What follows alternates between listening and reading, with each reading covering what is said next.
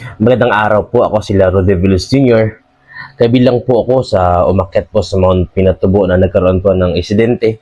Nagkaroon po ng protesta ang mga katutubong ita sa Mount Pinatubo. Tumambad sa amin yung mga katutubo na nagharang po sila ng parang barrier. Kahoy lang naman, barrier.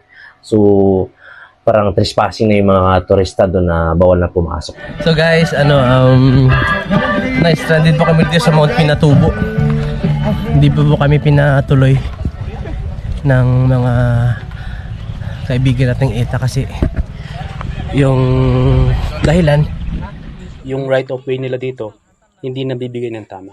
Pero yung binibigay na pera, nabibigay naman, pero yung umaawak sa kanila na may-ari, siyempre binigay yung pera sa kanila, tapos yung sinasakupan ng lugar nila, community, hindi nabibigay ng tama. Kaya nag-protest yung mga ibang haita natin dito. Anong nangyari dun na?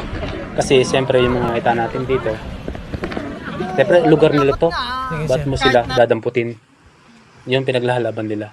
Yung dumampot na polis, siyempre, investigation yan. Dapat naman na hindi mo dapat ikulong yung tao. Taga dito eh. Kaya may kulang din yung kapulisan natin. Pero sa tourism, nagbibigay ng tama. Pero pagdating dito sa Zambales, Bacoor, siyempre community marami dito. Opo. Siyempre yung mahawak na pera, mga chieftain nila, siyempre oh. Kumbaga po, Kasi yung mga binibigyan dati ng pera, halos ngayon pinaghahanap sila. Barigido sila kasi hindi ho maayos noon yung implementasyon ng pera. Minsan delay, minsan yung iba ho natatakpan yung pangalan. yung 1/5, Kumbaga sa dami ho kasi ng leader, magulo.